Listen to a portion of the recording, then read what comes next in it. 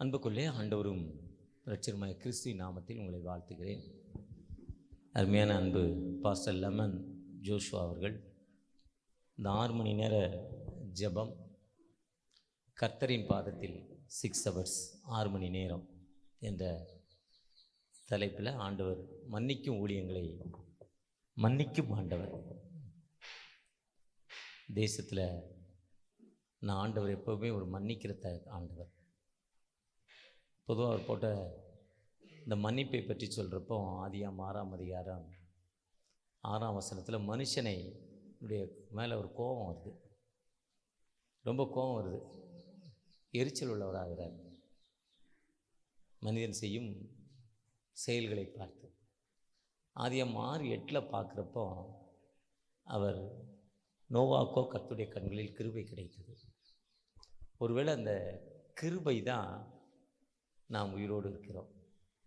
ஒருவேளை நான் செய்த பாவங்கள், நான் செய்த அக்கிரமங்கள், நான் செய்த அநியாயங்கள் பார்த்துருந்தா நான் என்னைக்கு மரித்து மண்ணோடு மண்ணாக இருக்கணும். வியாதினால், விபத்தினால், செய்கைகளினால். ஆனால் ஆண்டோடைய கிருபை இருக்கே, அது ரொம்ப ஒரு சுத்தமான கிருபை. நான் வைத்திருக்க வேதாகமம் மன்னிக்கும் வேதாகமம். ஆதியாகமம் 1 அதிகாரத்திலிருந்து வெளிப்படுத்தல் 22-21 வரை பார்த்தீங்கன்னா மன்னிக்கும் கடவுள், பர்கிவ்னஸ் லார்ட், மன்னிக்கிறவர். தகப்பனே என்னை மன்னிங்கன்னு கேட்குறப்ப அவர் மன்னிப்பார். ஒரு அருமையான அன்பு சகோதரோடு பேசி கொண்டிருந்தேன். அப்போ அவர் சொன்னார், உங்கள் கடவுள் ரொம்ப மோசமான கடவுள்னார். எனக்கு இறையில் சொல்லி கொடுத்தவர் அவர் தான். ஆனால் இப்போ அவர் தமிழ் மரபுல வந்துட்டார். அப்பப்போ மாறுவார், அப்படி மாறி மாறி இப்போ தமிழ் தான், திருவள்ளூர் தான்ங்கிற மாதிரி அவர் பேசுவார். பேசுகிறப்போ கடவுள் ரொம்ப மோசமான கடவுள்னார். எதுக்குன்னு கேட்டேன். என்னையா ஒரு தாவீதுன்னு ஒரு மனுஷன் வர்றான், மேலே மொட்டை மாடியிலேருந்து ஒரு பொண்ணு குளிக்கிறத பார்க்குறான், ஒரு பொம்பளை குளிக்கிறத, அவளை கல்யாணம் பண்ணிக்கிறது, அவள் புருஷனை கொன்னுடுறான், கொலை பண்ணிட்டு வந்து அவளை கல்யாணம் பண்ணிக்கிறான். அவங்க கடவுள் சொல்கிறாரு, என் இருதயத்திற்கு ஏற்றவனா இவனை காண்கிறேன்னு உங்கள் கடவுள் சொல்கிறாரு, அது எப்படின்னு கேட்டார். ஆமாம், நியாயம்தானே. 2 கப்புள்ஸு, தேவன் நினைத்ததை மனிதன் கட்டளை, இது பிரிக்கக்கூடாது. ஆனால் அவர் பிரிக்கிறாரு, இவருடைய சுய லாபத்திற்காக. சண்டைக்கு அனுப்புகிறாரு, சண்டையில் கொண்டு போய் முதல்ல விடுறாரு, செத்து போகிறான். பிளான் பண்ணி அடிக்கிறான், டெக்னிக்காக பிளான் பண்ணி அடிக்கிறான். அந்த பொம்பளை கல்யாணம் பண்ணிக்கிறான் பத்சேபால. இவர் எப்படி அவர் சொல்லுவார்? எனக்கு ரொம்ப நேரம் புரியல. எனக்கு இறையலில் ஒரு குருநாதர் இருக்கிறார், ரெவரண்ட் FD பாஸ்கரன். அவர்கிட்ட வந்தேன்னா அவருக்கு ஃபோன் பண்ணிட்டேன், எனக்கு பைக்கில் ஓட்ட முடியல. அதுக்கப்புறம் என்ன இப்படி சொல்லிட்டாரு, இப்படி சொல்லிட்டாரு. உண்மைதாங்க, ஆனால் தவறு பண்ணிவிட்டு சங்கீதனை 51 வாசியேன். உம்மைத்தான் நேசிக்கிறேன், பலியாகி பலியாகி என்னை என் இயேசு ராஜனே. ஆம் தகப்பனே, உம்முடைய கிருபை தகப்பனே, உம்முடைய இரக்கம் நாங்கள் உயிர் வாழ்வது தகப்பனே. 2024ஆம் ஆண்டு தகப்பனே, முதல் மாதத்தை முடித்து 2வது மாதம் விழுந்த நாட்களில், ஒரு மனமாற்றத்தின் காலத்தில், ஒரு வசந்த காலத்தில் தகப்பனே, நான் நிற்பது மனமிறங்கி விடுதலை கொடுங்கப்பா. உம்முடைய கிருபையை கொடுங்க தகப்பனே, உம்முடைய இரக்கத்தை கொடுங்க தகப்பனே. ஒரு விதமான ஃபிக்ஸு வலிப்புனால கஷ்டப்படுறேன்ப்பா. குளிர்காலத்தில் வலிப்பு இருக்குப்பா, பசியில் வலிப்பு வருது தகப்பனே, டென்ஷனான ஒரு வலிப்பு வருது, எனக்கு ஒரு வலிப்பு வியாதி இருக்குது தகப்பனே. எனக்கு அந்த வியாதியிலேருந்து விடுதலை கிடைக்குமா, எனக்கு அந்த வியாதியிலேருந்து வாழ்வு கிடைக்குமான்னு ஏக்கத்தோடு ஜெபிக்கிற அன்பு பிள்ளைகளை உமது கரத்தில் தருகிறேன் தகப்பனே. உன் துக்க நாட்கள் முடிந்து போச்சுன்னு சொல்லியிருக்கீங்க. உன் விழிப்பு எனக்கு நீ இப்போ ஃபீல் பண்ணி அதை சிந்தித்து என்கிட்ட சொல்லியிருக்க. நான் உனக்கு விடுதலை தரேன்னு சொல்லி கொண்டிருக்கீங்கப்பா. அந்த மகளை தொட்டு கொண்டிருக்கீங்க தகப்பனே. அந்த ஃபிக்ஸ்லேருந்து முழுமையான விடுதலை தகப்பனே. குடும்ப வாழ்வில் ஒரு அமைதி இல்லை, பிரச்சனைகள் தகப்பனே. நிறைய வருமானம் வருது, 1000 ரூபா ஒரு நாளைக்கு வருதுப்பா. ஆனால் வாழ்க்கையில் அமைதி இல்லை, எப்பவுமே சண்டை, பிரச்சனை, அடி பிடி, பின்னால் வீட்டை விட்டு வெளியே போகிறது. இப்படிப்பட்ட வாழ்வில் இருக்கிற தகப்பனே, ஒரு விசை கூட எனக்கு விடுதலை தாங்க. என்னுடைய துக்க நாட்களுக்கு என்ன காரணம், என்னுடைய சண்டைக்கு என்ன காரணம், எனக்கு ஒரு விடுதலை கொடுங்கன்னு ஏக்கத்தோடு ஜெபிக்கிற அன்பு மகளை, அன்பு சகோதரன் ஒரு கரத்தில் தருகிற தகப்பனே, மனமிறங்கப்பா, ஆசீர்வதுங்க. உம்முடைய கிருபை அவர்களோடு இறங்கட்டும், உம்முடைய இரக்கம் அவர்களோடு இறங்கட்டும் தகப்பனே. ஒரு விசை கூட ஆசீர்வதிங்க. சொந்தம் என்று சொல்லிக்கொள்ள உம்மை விட யாரும் இல்ல, சொத்து என்று அள்ளிக்கொள்ள உம்மை விட ஏதும் இல்ல. இயேசுவே இயேசுவே எல்லாம் இயேசுவே இயேசுவே இயேசுவே எல்லாம் இயேசுவே. உம் கிருபையினால் நான் பிழைத்துக் கொண்டேன், உம் பாசத்தினால் நான் திகைத்து போனேன், நான் திகைத்து போனேன். உம் கிருபையினால் நான் பிழைத்துக் கொண்டேன், பாசத்தினால் நான் திகைத்து போனேன், திகைத்து போனேன். சொந்தம் என்று சொல்லிக்கொள்ள உம்மை விட எதுவும் இல்ல, சொத்து என்று அள்ளிக்கொள்ள உம்மை விட ஏதும் இல்ல. இயேசுவே இயேசுவே எல்லாம் இயேசுவே இயேசுவே இயேசுவே எல்லாம் இயேசுவே. நாம் தகப்பனே, நீங்க வாங்க, இந்த அரங்கம் முழுவதும் பிரச்சனை இறங்கட்டுமாப்பா. ஒரு மனிதனை அல்ல, உயிருள்ள தகப்பனாகி உங்களை நோக்கி பார்க்க வந்திருக்கோம். நீங்க வாங்கப்பா, நீங்க பேசுங்க, நாங்கள் கேட்கிறோம். என் கண்மலையும் என் மீட்பெருமாய கர்த்தாவே, வாயின் வார்த்தைகளும் அமர்ந்திருக்கிற ஒரு இருத்தின் தியானமும் சமத்தில் பிரதியாய் இருப்பதாக. ஆமேன் ஆமேன் ஆமேன். அன்புக்குள்ளே ஆண்டவரும் இரட்சகருமாய கிறிஸ்துவின் நாமத்தில் உங்களை வாழ்த்துகிறேன். மீண்டுமாய் அன்பு பாஸ்டர் லெமன் ஜோஷுவா அவர்களை வாழ்த்துகிறேன். என்னோடு வந்த பாஸ்டர் சந்தியா அவர்களை வாழ்த்துகிறேன்.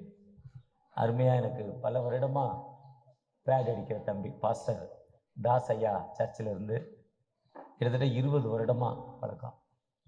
ஒரு சிறப்பான ஒரு மனிதர், நல்ல ஒரு கலைஞர், ஆண்டவருக்காக தன் வாழ்க்கையை அர்ப்பணித்தவர், தன்னுடைய குறையை பார்க்கல, கர்த்தருக்காக தான் நைவேத்திருக்க ஓட்டத்தில் பொறுமையோடு ஓடிக்கொண்டே இருக்கிறார்.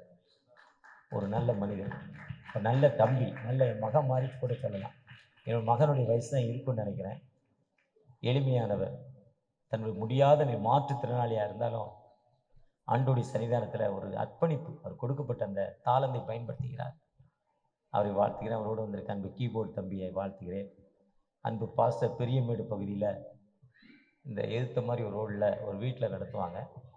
முன்னால் 6 மணி சர்வீஸ்க்கு ரொம்ப நாளைக்கு முன்னால் வருவேன். அவர் என்னை அறிமுகம் செய்து கொண்டிருந்தார். அவருக்கு நன்றி. நிறையா ஊழியர்கள் வந்திருக்கீங்க, தெரிந்தவர்கள் தெரியாதவர்கள். மீண்டுமா அன்பு ஐயாவோடு இணைந்து உங்களை அன்போடு வருக என்று வரவேற்று 9 மணிக்கு இரவு கூட்டத்தை முடிப்பார்.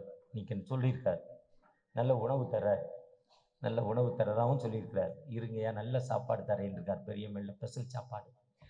பெரியமேல ஸ்பெஷல் என்னது? பீஃப். பெரியமேடு என்பது என் வாழ்க்கையில் மறக்க முடியாத ஒரு பகுதி. 35 வருடங்களுக்கு முன்னால் நானும் என் பிரதரும் ஒரு ஊருக்கு போகிறோம். பஸ்ஸை விட்டுட்டோம்.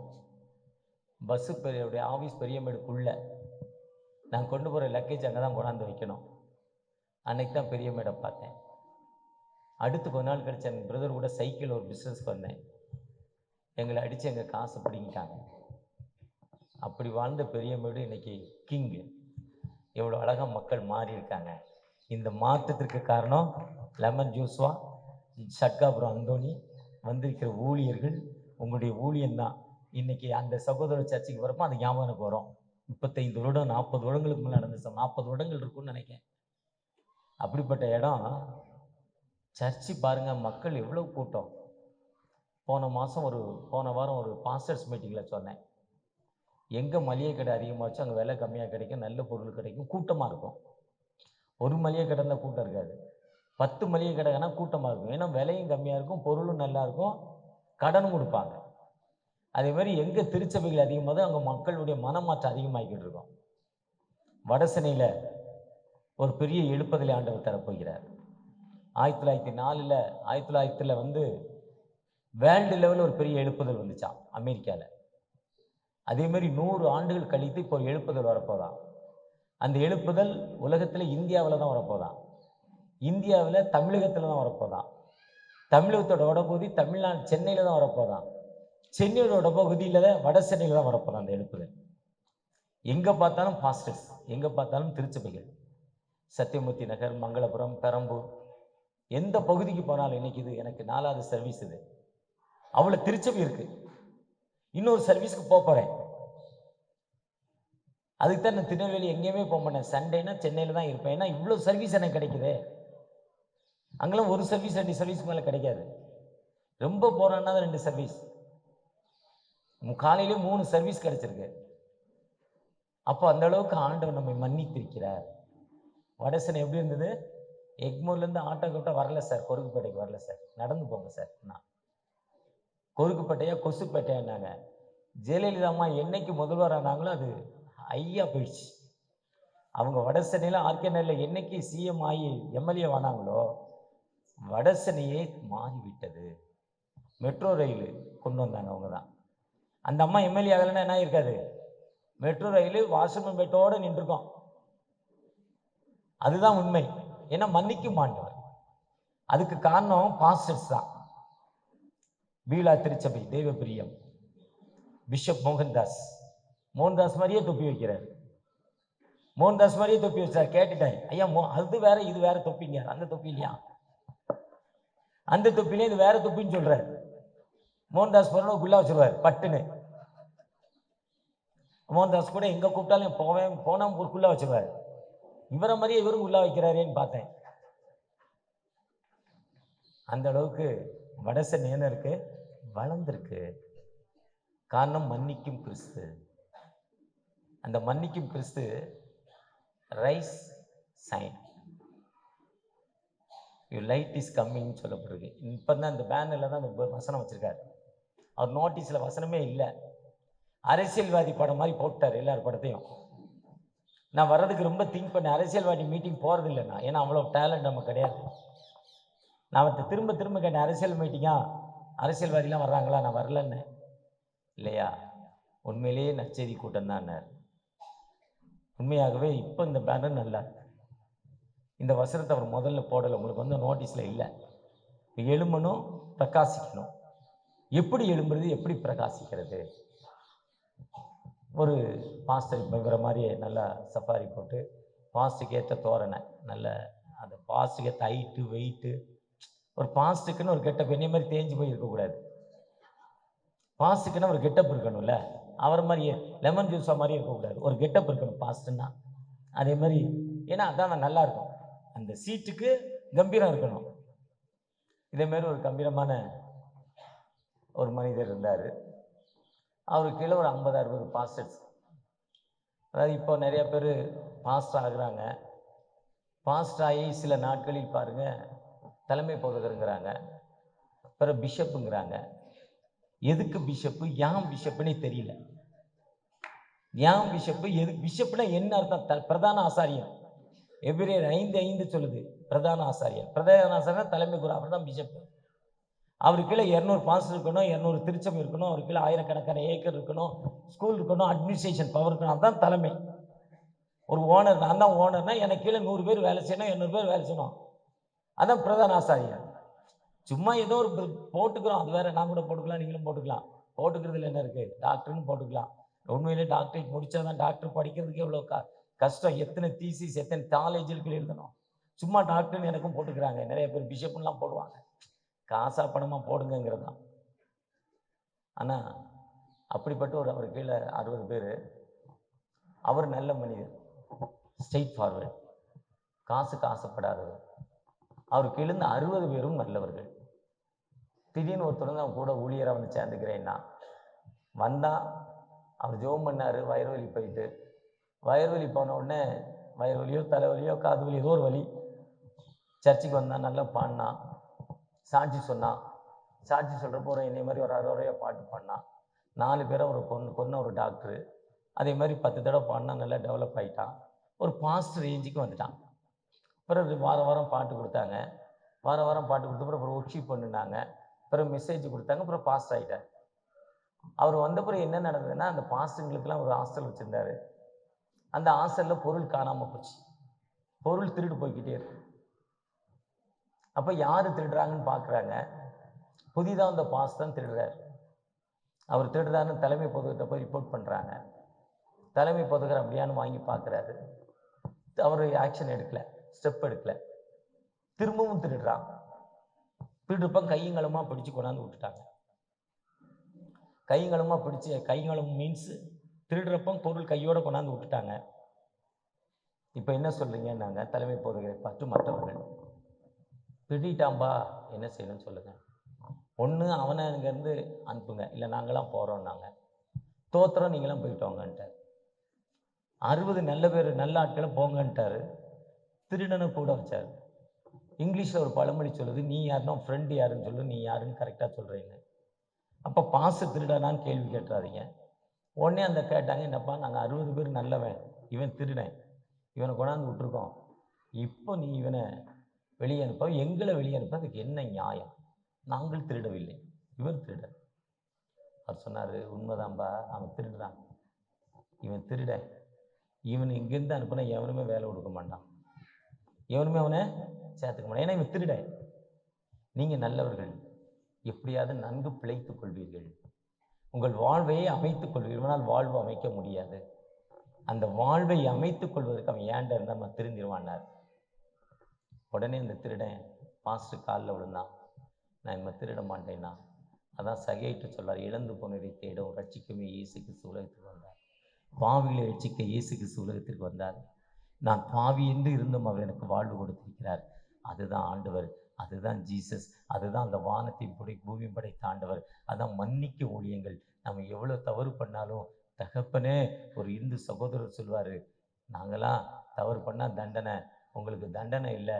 ஏன்னா நீங்கள் ஞாயிற்றுக்கிழமை காலையில் போய் பரமபிதாவே உமக்கு விரோதமாய் எங்கள் அயலாருக்கு விரோதமாய் பாவம் செய்தோம் என்று அறிக்கை இடுகிறோம், ஒளியில் நடவாமல் இருளில் நடந்து வந்தோம், தீமையை சொல்லி நாங்கள் தீமையை விட்டு நாங்கள் விலகவில்லை. டு நாட் லிஃப்ட் த தீமையை விட்டு நாங்கள் என்ன ஆகலை, அந்த சின்லேயே இருக்கிறோம், பாவத்திலே இருக்கிறோம், எங்களை மன்னிங்கன்னு கேட்ட பொழுது உங்களை மன்னித்து விடுதலை கொடுக்கும் தகப்பன். அந்த மன்னித்து யோவான் 8ஆம் அதிகாரத்தில் பெண், அந்த பாவியான ஒரு பெண்ணை கொண்டாந்து விடுறாங்க.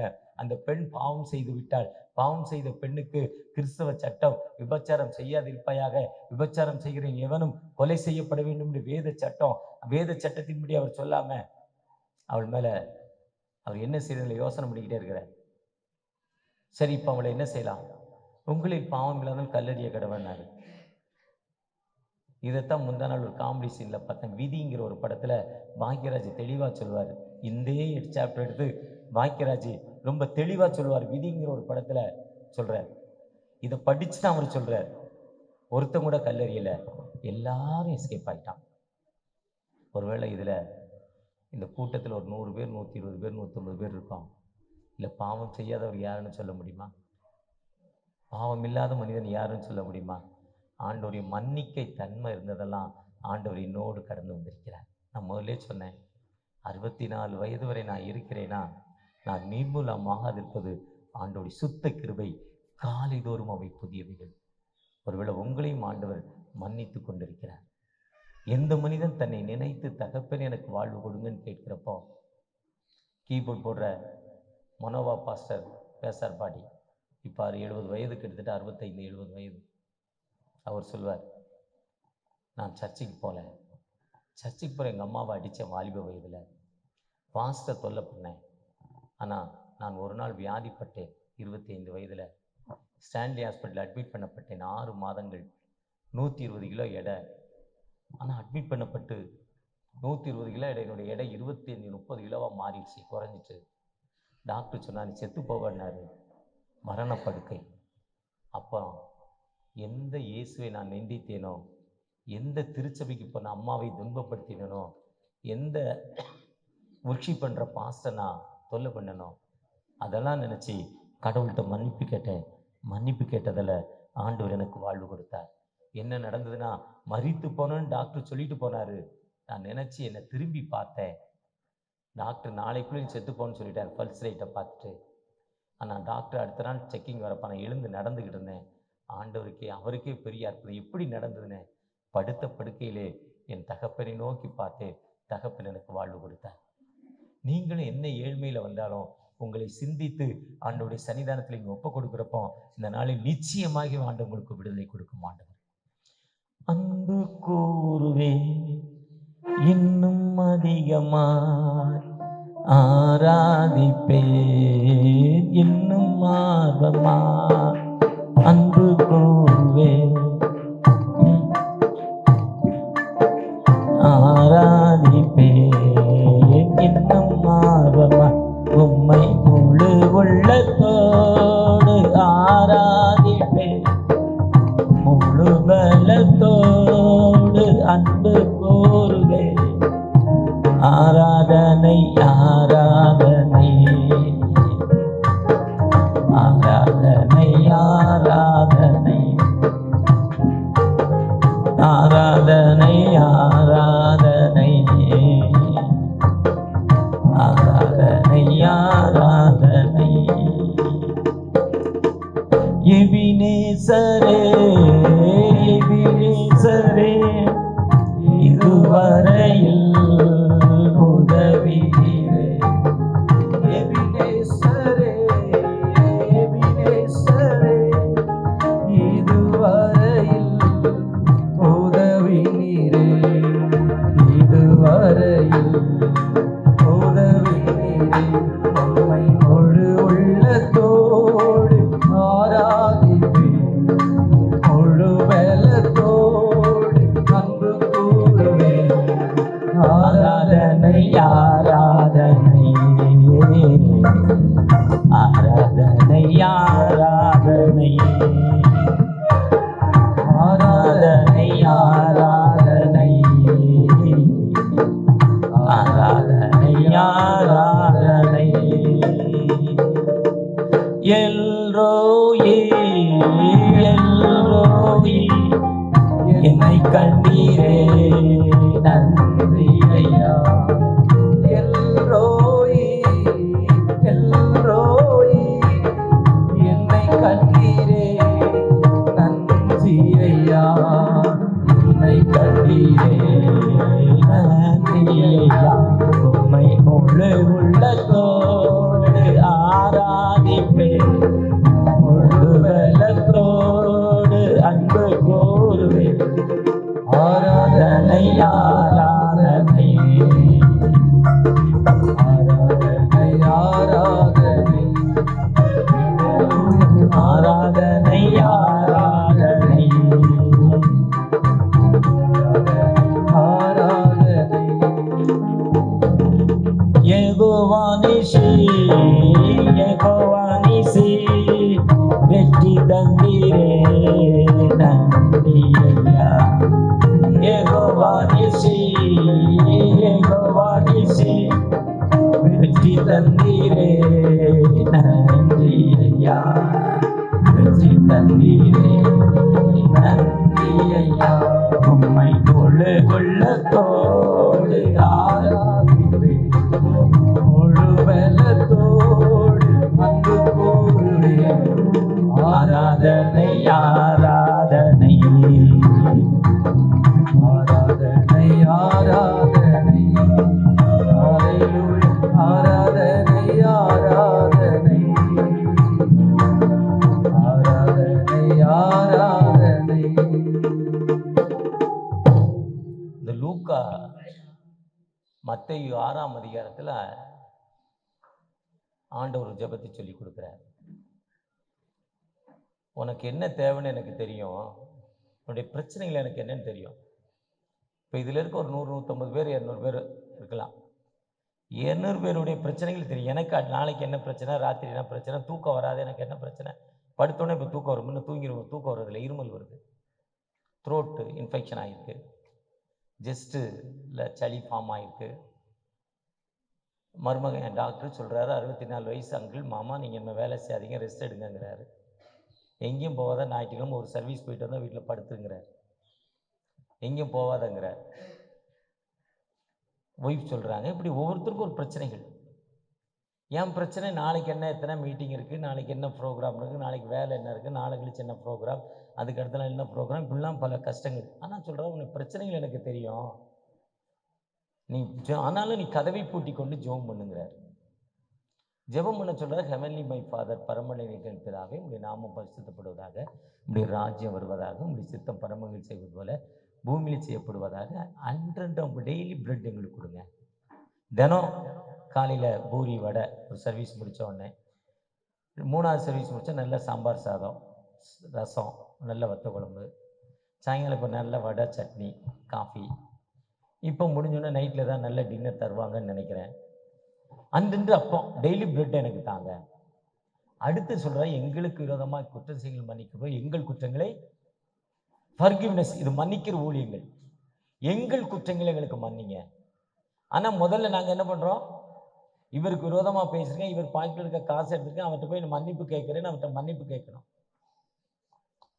அப்பந்தான் ஆண்டவர் என்னை மன்னித்து எனக்கு விடுதலை தருவார். இப்போ எனக்கு வயிறு வலி, எனக்கு விடுதலை கொடுங்க, எனக்கு டியூமர் இருக்குது, ஒரு கட்டி இருக்குது, எனக்கு விடுதலை வேணும், எனக்கு ஆஸ்மா ட்ரபிள் இருக்குது, ப்ரீத்திங் ப்ராப்ளம் இருக்குது, மூச்சு விடுறதுல எனக்கு பிரச்சனை இருக்குது, திடீர்னு ஜஸ்ட் பெயின் வருது, டாக்டர் சொல்லியிருக்காங்க ஆன்ஜியோ பண்ணணும், பைபாஸ் பண்ணணும்னு சொல்கிறாரு, என்கிட்ட காசு இல்லை, எனக்கு அந்த பைபாஸ் சர்ஜரிலேருந்து எனக்கு விடுதலை கொடுங்கன்னு கேட்டுக்கொண்டிருக்கலாம். ஆண்டவர் உங்களுடைய தேவைகளை அறிந்த ஆண்டவர், உங்களுக்கு விடுதலை தரும் ஆண்டவர். அந்த விடுதலை தரும் ஆண்டவர் நிச்சயமாக உங்களுக்கு விடுதலை கொடுப்பார். ஆனால் பிறர் குற்றங்களை மன்னிக்கணும். அப்துல் கலாம் சரித்திரத்தில் எழுதுகிறாரு, ஏழை, திருவிளக்கில் தான் படித்தார், அம்மா வேலைக்கு போவாங்க, அப்பா வேலைக்கு போவாங்க, ராமேஸ்வரம் படித்த பள்ளிக்கூடம், ராமேஸ்வரம் சொந்த ஊர். ஒரு நாள் அம்மா வீட்டுக்குள்ளே வந்து டின்னர் செஞ்சுக்கிட்டு இருந்தாங்களாம். ரொட்டி, ஒரு ரொட்டி தீஞ்சு போச்சு. 4 பேரோ 5 பேரோ ஆளுக்கு ஒரு ரொட்டியோ 2 ரொட்டியோ எண்ணி தான் செஞ்சுருப்பாங்க, இல்லாத குறை. ஒரு ரொட்டி ரொம்ப தீஞ்சு போச்சு. பிள்ளைகளுக்கு கொடுக்க மனசு இல்லாமல் வீட்டுக்காரர் கொடுத்துட்றாங்க. வீட்டுக்காரர் சாப்பிட்டு சூப்பர் நல்லா இருக்குன்ட்டார். தீஞ்சு போன சப்பாத்தியை சாப்பிட்டுட்டு நல்லா இருக்குன்ட்டார். அப்துல் கலாம் பார்த்துக்கிட்டே இருந்தாராம். என்ன தீஞ்சு போன ரொட்டி, அப்பா நல்லா இருக்குன்னு சொல்கிறாரு, எப்படி கேட்டுக்கிட்டே இருந்தாராம். அவருக்கு தூங்க போகணும்னா good night daddy, good night அப்பா சொல்ல போனாராம். சொல்லிவிட்டு தூக்கம் வரலப்பா, ஒன்று கேட்கணும் உங்கள்கிட்ட. நான் என்னென்னா, தீஞ்சு போன ரொட்டி அம்மா கொடுத்தாங்க, சப்பாத்தி தீஞ்சு போனால் எப்படி இருக்கேன், எரிஞ்சு போனால் நல்லா இருக்குன்னு சொன்னீங்களே எப்படிமான்னு கேட்டாங்களா. அவர் சொன்னாராம், பகலெல்லாம் வேலைக்கு போயிட்டு வந்தாப்பா வெயிலில், ராமேஸ்வரம் வெயில் நம்ம ஊர் வெயிலை விட 5 மடங்கு அதிகம். பகலில் என்ன வெயில் இருக்கோ நைட்டில் அதே எரிச்சல் இருக்கும். ரூம்குள்ளே, வீட்டுக்குள்ளே, ஓட்டு வீடாக இருந்திருக்கும்ல, ரொம்ப கஷ்டமான சூழ்நிலை, ஏழை. அந்த கஷ்டத்தில் ஒரு ரொட்டியை தீச்சிட்டாப்பா தெரியாமல். அதை நல்லா இல்லைன்னு சொல்லி அவருடைய மனதை நோக்கடிக்க வேண்டுமா? தீஞ்சு போன ரொட்டியை சாப்பிட்டதெல்லாம் அவனுக்கு கெட்டு போலியப்பா, அதுதான் மன்னித்தேன், நல்லா இருக்குன்னு சொன்னேன்னாரா. இதுதான் குடும்பம், ஃபேமிலி. எதுக்கு எங்கள் ஃபேமிலியில் சண்டை? விட்டு கொடுக்கல. ஒரே ஒரு வார்த்தை விட்டு கொடுங்க, ஒரே ஒரு நல்ல லெவலில் இறங்கி வாங்க, மன்னிங்க. ஆண்டவரை மன்னித்து விடுதலை கொடுக்கும் ஆண்டவர். உன் துக்க நாட்கள் முடிந்து போச்சுங்கிற, நான் என்று முதல் உன்னை ஆசீர்வதிப்பேங்கிற. நீயும் உன் கணவரும் பல நாளாக பேசாமல் இருக்கீங்க. அந்த பேச்சுவார்த்தையில் போனவனை இப்போவே ஃபோன் பண்ணி 2 பேரும் பேசுங்க. நீ உன் குடும்பத்தோடு ஒப்பரவாகிறப்போ ஆண்டவர் உன் துக்க நாட்களை மாற்றி உனக்கு விடுதலை கொடுக்கும் ஆண்டவர். நான் மன்னித்தாதான் ஆண்டவர் என்னை மன்னிப்பார். ஆண்டவரை நான் மன்னிக்கலாம், ஆண்டவர் என்ன பண்ண மாட்டார், மன்னிக்க மாட்டார். யோவான் 4ஆம் அதிகாரத்தில் சமாரிய பெண் தன் பாவங்களை நினைத்து அறிக்கையிட்டிருப்போம், அவளுக்கு ஒரு புதிய வாழ்வு, ஜீவ தண்ணி, லைவ் வாட்டர் கொடுக்கிறாரு.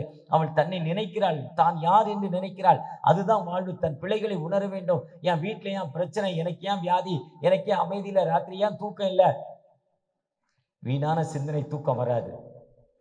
வீணான எண்ணங்கள் தூக்கம் வராது. எத்தனை மாத்திரை போட்டாலும் தூக்கம் வராது. மாத்திரை போட போட மாத்திரையுடைய எஃபெக்ட் குறையும், தூங்குவேன். அதுக்கப்புறம் உன்னையில் தூங்க முடியாது. அந்த மாத்திரையுடைய டோஸ் நீ அதிகமாகிக்கிட்டே இருக்கணும். அந்த டோஸ் அதிகமாக அதிகமாக உன் கிட்னி கெட்டு போகும், பலவித பிரச்சனைகளுக்கு உருவாகும். இதுதான் அலோபதி வைத்தியம். அந்த மாத்திரையை நான் தூங்க முடியாது. இயற்கை தூக்கம், தூக்கத்தை சங்கீதம் 4:8 தூக்கத்தை ஆண்டவர் தரும் ஆண்டவர். எனக்கு தூக்கம் இல்லை நீங்க சொல்லி கொண்டிருக்கீங்க. எதுக்கு தூக்கம் இல்லை? உன் வீட்டில் அமைதி இல்லை, விட்டு கொடுக்குற தன்மை இல்லை. எங்க அம்மா, எங்க கணவர், என் மனைவிக்கு எங்க மாமியார் சொல்லிச்சு 2 சவரன் போடுறாங்க. இப்போ உன் பிள்ளை கல்யாணமா போது இன்னொன்று 2 சவரனையே சொல்லிக்கிட்டு இருக்க. எங்க கல்யாணம் குற்றாலத்தில் நடந்தது. குளிர்ச்சியான குற்றாலம். ஒரு சில பாஸ்டர் என் கூட கடந்த நாளில் குற்றாலம் வந்தாங்க. ஒரு 6 மாதத்துக்கு முன்னால். குற்றாலம் எப்படி இருக்குன்னு கேளுங்க, அவங்க சொல்லுவாங்க. கல்யாணத்தில் சாம்பார் சாப்பாடு. சாம்பாருக்கு ஊறுகாய் அப்பளம் முக்கியம். எங்கள் மாமனார் அப்பளம் கொடுக்க மாட்டேன்ட்டார். எதுக்குன்னு கேட்டேன். குளிர் அப்பளம் பதத்து போமாப்ல, ஜவ்வா வரும்ட்டார். இன்னும் சொல்லிக்கிட்டு இருக்கேன். எனக்கு கல்யாணம் முடிஞ்சு 35 வருஷம் ஆகிட்டு. இது என்ன பண்ணக்கூடாது? சொல்லக்கூடாது, நினைக்கவே கூடாதுங்க. எப்பளம் எங்கள் மாமா, எனக்கு அப்பளம் ரொம்ப பிடிக்கானா கல்யாணத்துக்கு அப்பளம் இல்லை. 1 சவரன் நகை போடுறேன். நாங்கள் போட்ட நகையை வாங்கி அடகம் வச்சுட்டு கவரி வாங்கி கொடுத்துட்டாங்க. நம்ம என்ன பண்ணிக்கிட்டு இருக்கோம்? சொல்லிக்கிட்டு இருக்கோம். நகையோ பணமோ நம்மளை கொண்டு போவதில்லை. ஆண்டவர் வாழ்வு கொடுக்கும் ஆண்டவர்.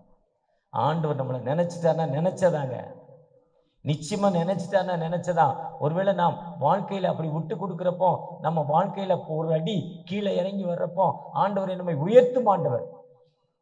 ஒரு பக்கத்து வீடு ஒரு வீட்டில் புருஷன் முன்னாடி சண்டை. 2 பேரும் லவ்வர்ஸு. லவ் பண்ணி கல்யாணம் பண்ணிக்கிட்டாங்க. கல்யாணம் பண்ணணுன்னா அந்த பொண்ணோட அம்மா சொன்னாங்க, இவனை போய் கல்யாணம் பண்ணிய கருப்பாக இருக்கான், ஒன்றுக்கும் உதவாதவன், சூப்பர் மாப்பிள்ளை பார்த்தேன்னா அந்த அம்மா சொல்லிட்டு போயிட்டு. அந்த பையனுடைய அம்மா சொன்னாங்க, இந்த பொண்ணை போய் எடுத்துகிட்டு வந்தியாடா டே, எப்படி ஒரு பொண்ணு பார்த்தேன். இன்னைக்கு ஒருத்தர் என்னை ஒரு சர்ச்சில் பார்த்தார். என் பையனுக்கு பொண்ணு சொல்லுங்கன்னார். சொல்கிறேன் என்ன சொல்லுமுன்னா சொன்னார். பெரியமேடு ஏரியாவில் 1 கிரவுண்ட் இடம் வேணுமா, 3 கிலோ தங்கம் போடணுமா, 10 லட்ச ரூபா பணம் வேணுமா, கல்யாணம் பண்ணணுமா. என் பொண்ணுக்கு நான் அப்படி கொடுத்துருக்கேன்னாரு. திரும்ப நான் காரில் என்னன்னா என் பையனுக்கு ஒரு பொண்ணு சொல்லுங்கன்னாரு. 1 கிரவுண்ட் இடம் வேணும், 3 கிலோ தங்கம் வேணும், 10 லட்ச ரூபா பணம் கொடுக்கணுமான்னு. இல்லை சும்மா சொன்னேன். என்ன சும்மா சொன்னேன்? இதெல்லாம் கடவுள். ஆனால் கடைசியில் என்ன பண்ணுவாங்க? இந்த காரியம் கர்த்தரால் வந்தது. காலில் பெருசாக இருக்கும், அங்கே ஆண்டவரே இல்லை. அவர் போய் பொண்ணு கேட்குறப்ப, எலியேசர் மாப்பிள்ளை பொண்ணை பார்க்குறப்போ துட்டா கேட்டார். அந்த வேலைக்காரன், ஆபிரகாமுடைய வேலைக்காரன் போய் பார்க்குறப்போ பணம் கேட்கல. என் எஜமானுக்கு ஏற்ற மனைவி, ஒரே கொள்கை, நான் தண்ணி கேட்பேன், அந்த அம்மா தண்ணி கொடுக்கணும். அந்த அம்மா சொல்லிச்சு, உனக்கு மட்டும் இல்லை ஒட்டகத்துக்கும் தண்ணி. அது 50 குடம் தண்ணி குடிக்கும். 50 குடம் கிணத்துலேருந்து இறைக்கணும். மோட்டர் போட முடியாதப்போ கிணத்துல இறைச்சி 50 குடத்தையும் ஊற்றிச்சு ஒட்டகத்துக்கு. அதுதான் சூட்டபிள் பெர்சன். இதெல்லாம் இல்லாமல் குடும்பத்தில் எப்படி அமைதிருக்கும்? வியாதி நம்மை விட்டு எப்படி போகும்? எப்படி என்னை ஆண்டவர் மன்னிக்கலன்னு கேட்பீங்க. உங்களை மன்னிக்கிற ஆண்டவர் எங்கே இருக்காரு? உங்களை விட்டு தூரமாக இருக்கிறார்.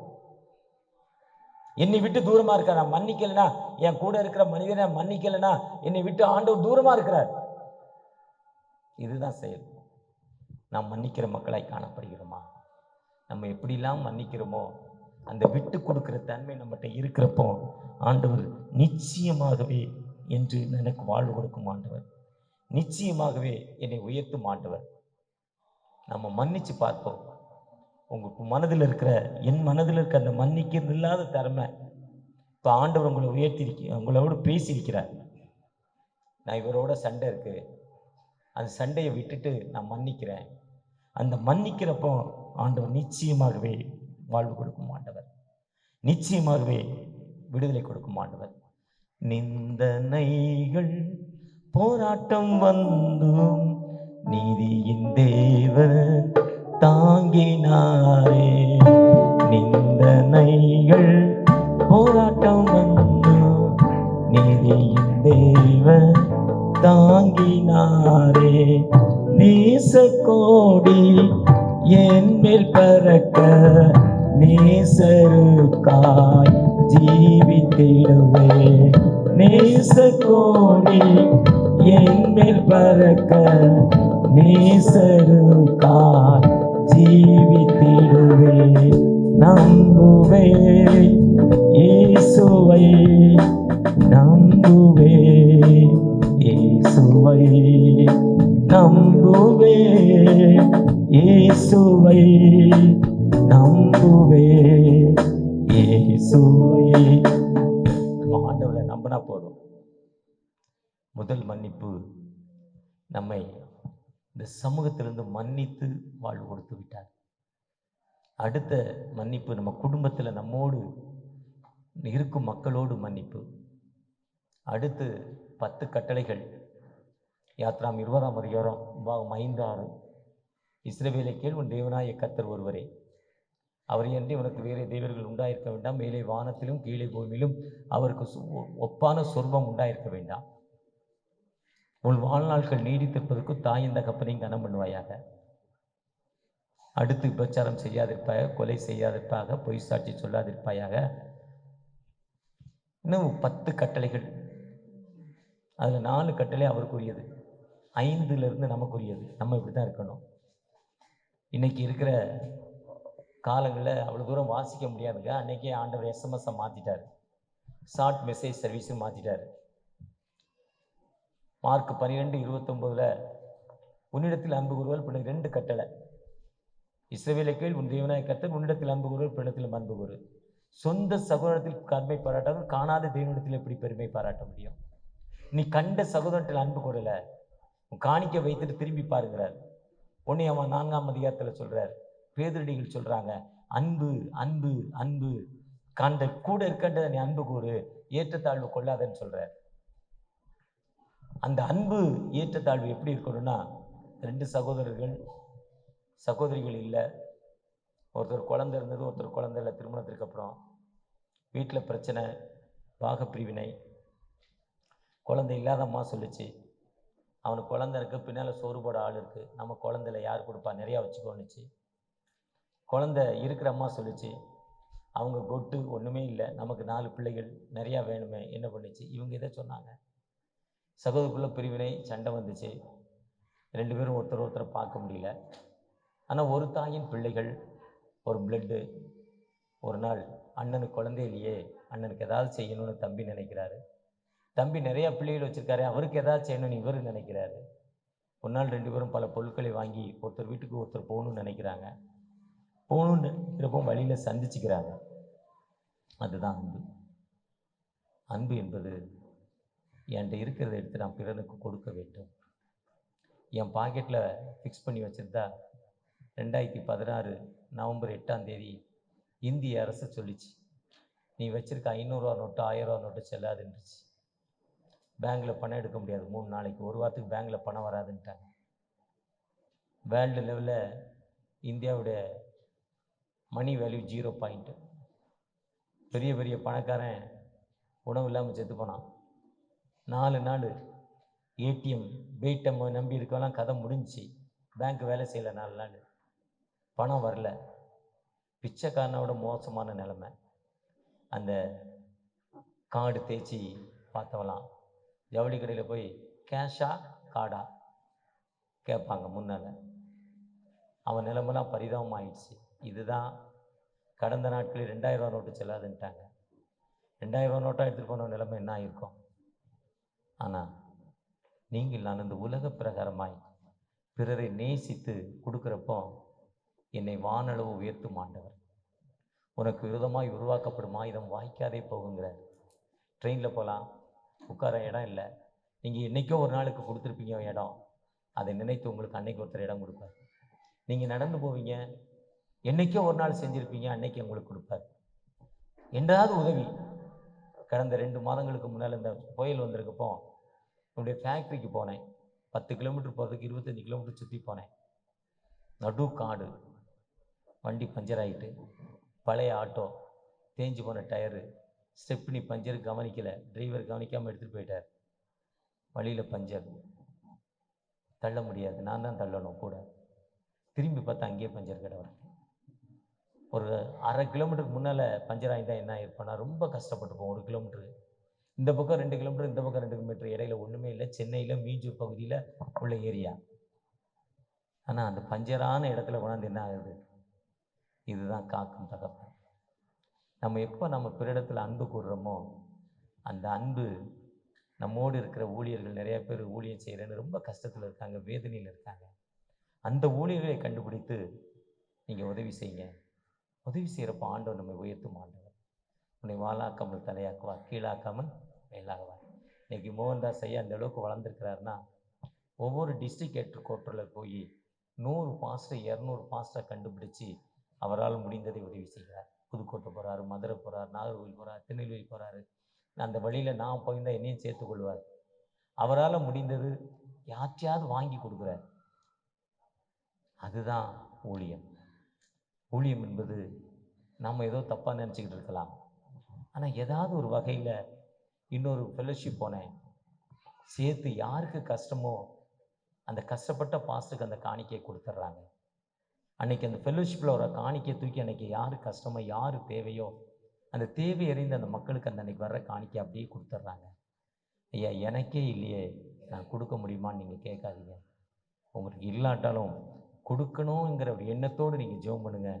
அடுத்த நாள் வானத்தை திறந்து இடம் கொள்ளாமல் போக மட்டும் ஆசீர்வதிக்கும் ஆண்டவர். அவர் சொல்கிறாரு, அவர் யாரெல்லாம் அப்படி கொடுக்குன்னு நினைக்கிறியோ நிறைய சாட்சி சொல்லிக்கொண்டே போகலாம். அப்படி நீங்கள் கொடுக்குன்னு நினைக்கிறப்போ ஐஎம்எஸ்ஸுடைய ஃபவுண்டர், என்எம்எஸ்ஸுடைய ஃபவுண்டர் விஎஸ் அசரியா சாமுவேல் பிஷப், அவர் தான் சிஎஸ்ஐசிஎனை உருவாகிறதுக்கு காரணமானவர். அவர் ஊழியத்துக்காக டோர்னக்கல், ஆந்திராவில் டோர்னக்கல் கம்பம்ங்கிற ஒரு பகுதியில் டோர்னக்கல், அவர் ஒரு மனைவி போயிருக்காங்க. ஒருத்தன் ஒரு அம்மாவுக்கு கடன் கொடுக்குறான், ஃபைனான்ஸ் தண்டல். அந்த அம்மாவால் கட்ட முடியல. தண்டல் கொடுத்தவன் ரொம்ப மோசமாக திட்டுறார். வேறு வழியில் அப்படி திட்டினா தான் தண்டல் வாங்க முடியும், இல்லை ஏமாற்றிடுவாங்க. இவர் போகிறாரு, ஏன்ப்பா அவரை திட்டுறேங்கிறார். இவர் வெளியூர்க்காரரு. அவன் சொல்கிறான், நீ வெளியூர்க்கார எங்களை என்னடா சொல்கிறதுங்கிறான். நீ போடா உன்னை இருந்தால் கொடுறாங்கிறார். இவர் அங்கி போட்டிருக்கார். மனைவி அப்படி திரும்பி பார்க்குறார். இந்த மனைவி கழுத்தில் ஒரு தாலி செயின், ஒரு சவரன்ல. அந்த அம்மா அப்படியே கை வச்சுது, எடுத்தது கொடுத்துட்டு. அவர் கேட்கல, அப்படி பார்த்தார் மனைவி, அவ்வளோதான். அந்த அம்மா விட்டு கொடுத்துருச்சு. இன்றைக்கி இந்தியாவில் எல்லா மாநிலத்தையும் அப்படி ஃபோட்டோ வச்சுருக்காங்க. இந்த இந்தியாவில் அம்பேத்கரோடு பேசியிருக்கார், காந்தியோடு பேசியிருக்கிறார். இன்றைக்கி கிறிஸ்தவத்துக்கு முதல் மிஷனரியாக இருக்கிறார். நம்முடைய அர்ப்பணிப்பு, அந்த சகோதர பாசம் நம்மகிட்ட இருக்கா? அந்த சகோதர பாசம் நம்மகிட்ட இருக்கிறப்போ உங்கள்கிட்ட இருக்கிறத 2 இட்லி செய்கிறீங்க, அவ்வளோதான் உங்கள்கிட்ட இருக்குது. அதை 3 இட்லி ஆக்குங்க, பகிர்ந்து கொள்ளுங்கள். ஆதி கிறிஸ்தவ மக்கள் அப்போஸ்தலர் 4ஆம் அதிகாரத்தில் தங்களுக்கு இருக்கிறதை பகிர்ந்து கொண்டார்கள். அனனியா சப்பரியாள் என்ன பண்ணலை, கொஞ்சம் எடுத்து வச்சாங்க, ஸ்பாட்லேயே அவுட் ஆகிட்டாங்க. அப்போஸ்தலர் 5ஆம் அதிகாரத்தில். இதுதான் மன்னிக்கும் தன்மை. மன்னிச்சிட்டேன் படான்ங்கிறத விட கையில் இருக்க வாட்சை அவுத்து கொடுத்து, மோதிரத்தை அவுத்து கொடுத்து மன்னிச்சிட்டேன்னு சொல்லி பாருங்களேன். ஆண்டவர் உயர்த்தும் ஆண்டவர்.